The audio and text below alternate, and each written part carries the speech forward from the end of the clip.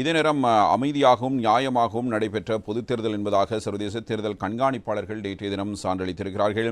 2024ஆம் ஆண்டுக்கான பாராளுமன்ற தேர்தல் அமைதியாகவும் நீதியானதுமாக நடைபெற்று முடிந்துள்ளதாக சர்வதேச கண்காணிப்பாளர்கள் தெரிவித்திருப்பதோடு பாராளுமன்ற தேர்தல் தொடர்பான தமது இறுதி அறிக்கையை சமர்ப்பித்துள்ள சர்வதேச தேர்தல் கண்காணிப்பாளர்கள் இதனை தெரிவித்திருக்கிறார்கள்.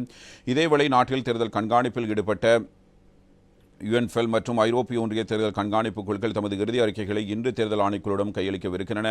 தேர்தல்கள் ஆணைக்குழுவின் அழைப்புக்கிணங்க நாட்டுக்கு வருகின்ற 10 பேர் அடங்கிய தேர்தல் கண்காணிப்பாளர்கள் குழுவினால் குறித்த இறுதி அறிக்கை இவ்வாறு வழங்கப்பட்டிருக்கிறது. தேர்தல் வெளிப்படைத்தன்மையுடன் நடைபெற்றதாக அந்த அறிக்கையில் சுட்டிக்காட்டப்பட்டுள்ளதாக தேர்தல்கள் ஆணைக்குழுவின் தலைவர் RMAL ரத்நாயக்க இவ்வாறு குறிப்பிட்டு பேசியிருக்கிறார்.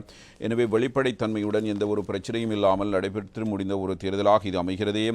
10,000க்கும் மேற்பட்ட உள்நாட்டு மற்றும் வெளிநாட்டு தேர்தல் கண்காணிப்பாளர்கள் இம்முறை பாராளுமன்ற தேர்தலை கண்காணிக்கும் பணிகளில் ஈடுபடுத்தப்பட்டிருந்தார்கள். அவர்களில் 43 வெளிநாட்டு கண்காணிப்பாளர்களும் உள்ளடக்கப்பட்டிருந்தார்கள். ஐரோப்பிய ஒன்றியத்தின் தேர்தல் கண்காணிப்பாளர்கள் 3 பேரும் UNFL கண்காணிப்பு அமைப்பில் இருந்து 30 பேரும் நாட்டுக்கு வருகை தந்திருந்தார்கள்.